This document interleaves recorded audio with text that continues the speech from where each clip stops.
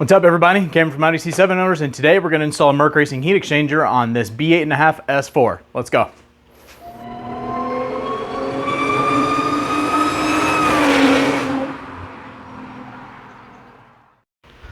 The first thing I want to point out when you're working on a B8.5 S4 or even a B8 S4 is you guys have your, I think this is windshield headlight fluid, for that comes out of the sprayers. That goes through the center of the crash bar, and we'll want to remove that and anything else that runs through the actual middle of it because we'll be drilling through this. So I'll show you how to do that in a bit. The other thing is your inlet and exit lines for your coolant that go into the heat exchanger. Obviously this still has the OEM heat exchanger on there, and the inlet and the exit lines are both on the same side. I think, if I'm not mistaken, feel free to correct me in the comments, on a B8 S4, one goes out one side, one goes out the other. That's how it is on C7s, one on each side, but on the B8.5s, it's all on the other side. Also, there's not one of the secondary heat exchangers. I think the B8s have those, the little side panel that would stick here. So the B8.5s do not have that. SQ5s, I'm not really sure what applies to you, but that'll be a little bit of difference when it comes to routing lines between some of the generations that you guys need to take note of. Before we actually install the heat exchanger, we got to do a few things to prep stuff. First and foremost is get the crash bar off the car. But before we do that, we got to remove a few things. If you look over here, you can see this tube that goes through the crash bar. That is your headlight washer fluid. I've already got a clamp on this end because we're going to disconnect it from this side. You can see we've got this little connector here. It's got these little clamps that it sits in. Go ahead and pop those out. Have something underneath here. Get ready to catch a little bit of liquid. But all you have to do here is grab this piece here, pull it back, and then pull it out. Now you're gonna lose your fluid, and it is what it is. Have some replacement headlight washer fluid ready to go. We're gonna let this drain here a little bit. Actually, it doesn't look like much else is coming out of there. So we'll go around over to this side and go ahead and pull this through. As you see, I got another drain pan on this side to catch any fluid that comes out of it once I get it removed. And there's not much. So we're just gonna take this, we're gonna set it up on the top here, out of the way. And now we can start working on removing the crash bar. On each side of your crash bar, you've got two bolts that hold it to the frame of your car. I've already removed the other side, I've already removed one here.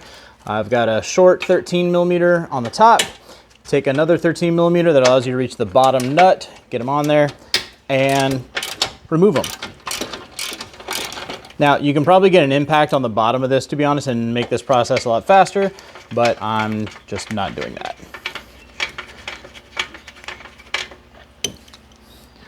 Once you get the bottom nut off, you can push the screw up, pull it out of the frame, make sure you keep the washer on the top, and then reattach the nut from the bottom on here so you don't lose it, and put it somewhere safe. The last step before we actually start pulling away the crash bar is to remove the wiring harnesses on each side that connect to the horns. The easiest way I found to do this is to get a right angle pick and go in on the side that has the tab and just put it in here, lift it up, and pull it out. That's the easiest way to do it. Next, we need to remove the temperature sensor from the car, and the best way to do this is just to take something kind of flat and push it through here and let that fall out. We also need to remove it from this little piece here. That's what holds the wiring harness to the car. And the best thing I found is, once again, just something flat and push directly on it. It's kind of a pain though. There we go. And now you've got that sensor removed from the crash bar. Now it's time to remove the crash bar, and the easiest way to do this, you can't really pull it out because it's stuck in the frame rails there. Just take a rubber mallet and start to kind of hammer.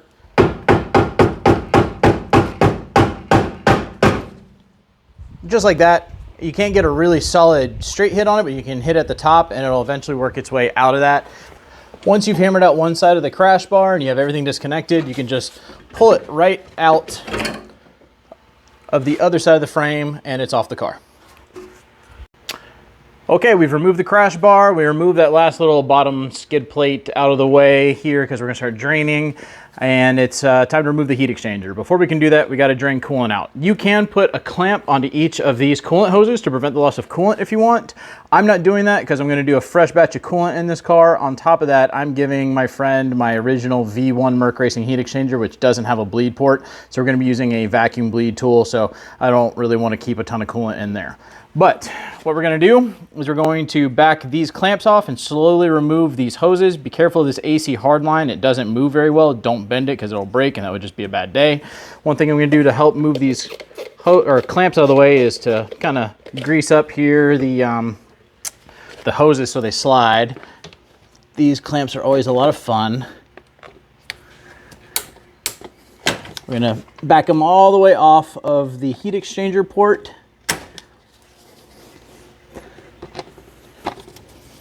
Ooh, that one's gonna be tricky because I can't really get to that one there, maybe. We'll worry about that one in a bit. First one we'll do is this one. Now, if your car was running, the coolant's gonna be hot, so use extra caution.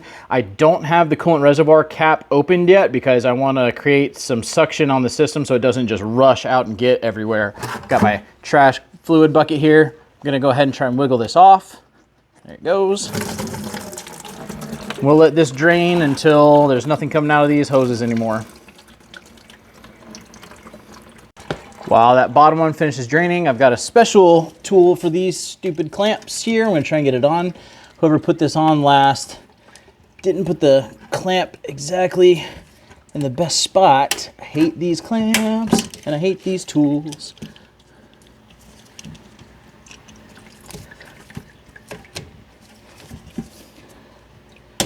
All right, there we go. Finally got that clamp all the way off. So now we can start to back this hose off and we should see some more coolant come out.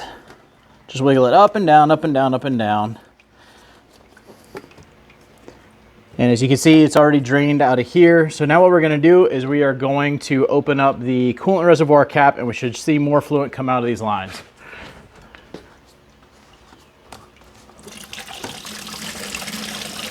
And there we go.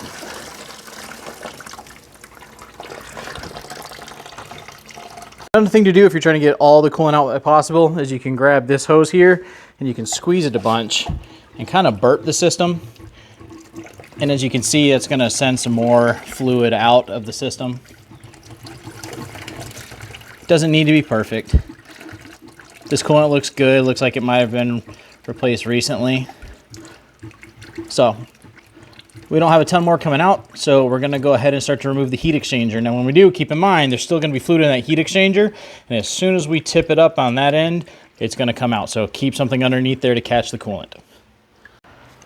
To actually remove the heat exchanger, we need to remove two T30 Torx bolts. There's one on each side of the heat exchanger. It's located on the driver's side, right underneath the top coolant inlet port, and it might be in there pretty good, so I'm using a ratchet to be able to pop that off. I've already got the other side undone. Let me get this all the way out. You will not be reusing this bolt, which is good because this one actually broke off, nice and rusted. This car probably came from the north. But you also have these little air deflectors, and these literally ride in channels on the bottom of the heat exchanger. You can just literally pop those up and out. So this thing is ready to get removed from the car. You want to remove it from the left side first, and it sits in a channel, so you just need to lift it up and out. Make sure this is all out of the way. Make sure you have something underneath it to be able to empty into. And we're gonna let this literally sit here and drain until it can drain no more. So I've temporarily put the crash bar back in here. I haven't secured it or anything. I've just put it back into the frame. It can sit here loose. I've got a Sharpie right here on hand. What I'm gonna do is I've got the heat exchanger and I've attached the brackets to it just with 2 bolts temporarily to get this in here. And we're going to basically just put marks on the crash bar once we got this centered up and we know where we want it.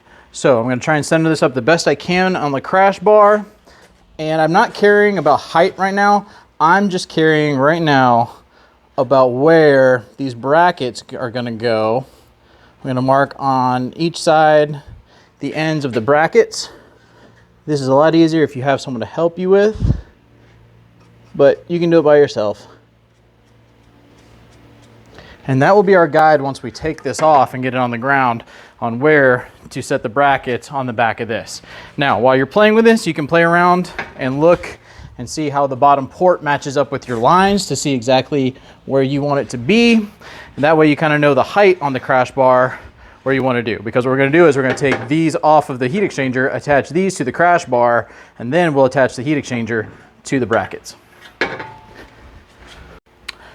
So we've got the crash bar off to the side. This works better if you have an actual table. All mines are covered in junk. So I got 2 buckets, but you can see I've got the brackets off the heat exchanger. I've went ahead and extended the lines from where I marked on top through the bottom, so I know how to line it up.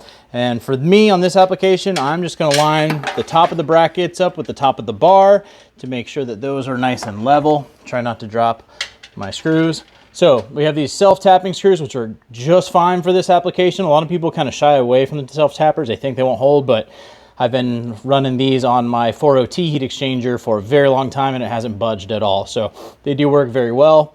I'm going to go ahead and get my impact, get one of these. I'm gonna go ahead and I'm not gonna put it at the top or the bottom here. I'm going to just go right into the middle. That way, if I need to adjust this up or down, I've got some play. So I'm gonna go ahead and get this started.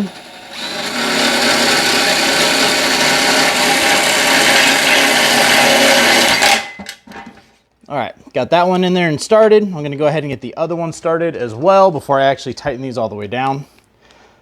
Probably should be wearing gloves and eye protection.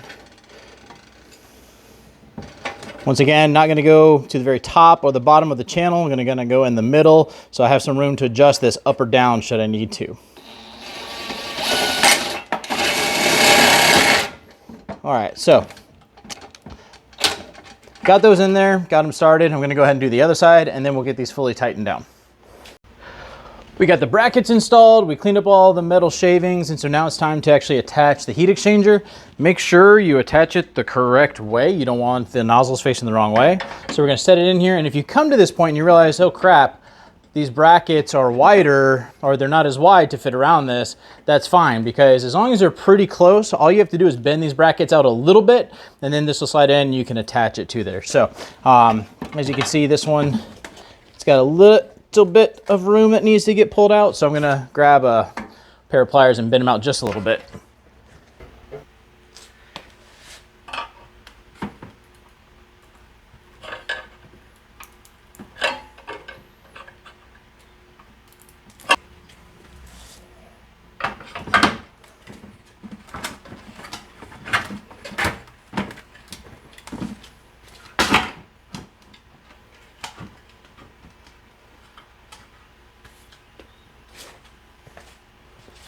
Okay, so we got that settled into the actual brackets, and now it's time to just attach the brackets securely to the heat exchanger. Get these started by hand, and then you can send them home gently with an impact or use hand tools.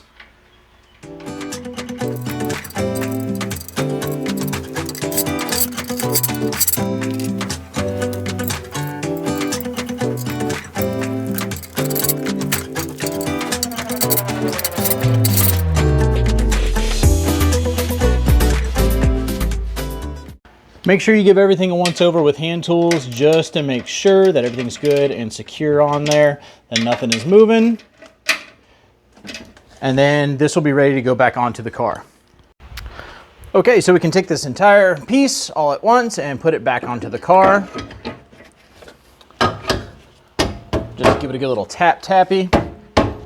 A tap-tap-a-roo, so to speak.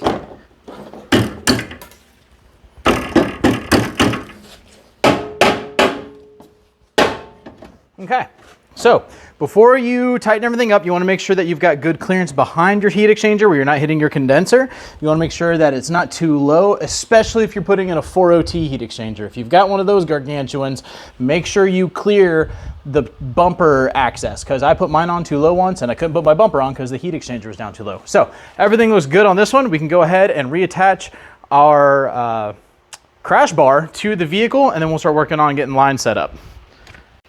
Okay, so we securely attached the crash bar back to the frame of the vehicle, and now we are connecting hoses. I'm not gonna go in crazy depth detail about measuring hoses because it could be different for every car, but you can see for this first one, this is a long one, and keep in mind the newer heat exchangers, this pipe should come all the way down here, so it should be a much shorter length, but I've got it connected to the hose that it needs to connect to. I've ran the pipe up here, and you can kind of see that mark. I've marked where I want to cut it. The big thing here when you measure your hoses is don't create any issues where there's constant tension on any of your coolant hoses. You don't want there to be a constant pull or stretch. So give yourself a little bit of slack and then trim down as you need. So got that cut, or I'm sorry, got that marked. I'm going to get it cut. I'll get the other one done. We'll get them connected, and then it will be time to bleed the system. Okay, so we're down here about to connect our last connection. You can see I got everything cut how it needs to be. I've got the connector that will go between the OEM lines and the new lines. Keep in mind, this is an old school version of Jose's kit. This is a plastic one. They come with metal connectors now, but these work just fine. I ran these for about, I don't know, 25, 30,000 miles without a single issue. This is brand new though. You can get these at Lowe's Home Improvement if you want to put this together yourself. So reuse the OEM spring clamps, which suck. Picked up some new worm clamps to go on here. Gonna get this all connected, and then we will start to add coolant and bleed this. Once you're done getting your lines connected, make sure that you bleed the entire system correctly and correctly fill your coolant reservoir. We used a vacuum bleeder and worked really well for us. I've got a video showing you how to do a full manual bleed, so check my channel if you need to know how to do that. But in terms of checking your coolant level, the way you check it, and right now the car's on jack stand, so we're gonna do a final top off once we get it back on the ground. But when your car is cold, the coolant level should be at min, and then when the car is warm, the coolant level shouldn't be above max. The reason for this is because coolant expands when it gets warm, so cold you want it around min, warm you want it less than max. That's how you check your coolant level.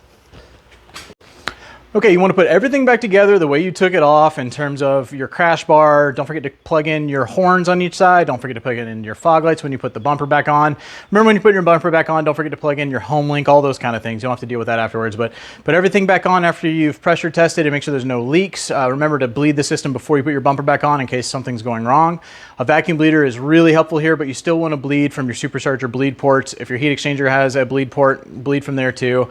Put it on there and monitor your IATs for the next few days. If you got the integrated engineering mobile app, you can hook that up and do live monitoring. If you've got OBD11, you can do live monitoring, or if you've got a P3 gauge or a CAN sensor, you can use that. Definitely want to monitor that. If everything looks steady, go out, do a couple data logs and see what it does. If it looks like it's getting well above 80 degrees Celsius on a pull, unless it's absurdly hot in your area, you might want to try and rebleed to make sure there's no air in the system. But hopefully this DIY will help some of you B8 guys, B8.5 guys, and even the SQ5 guys. And if you found this interesting, like and subscribe, and maybe I'll bring more non-C7 content if my normal followers don't kill me. See you guys in the next video.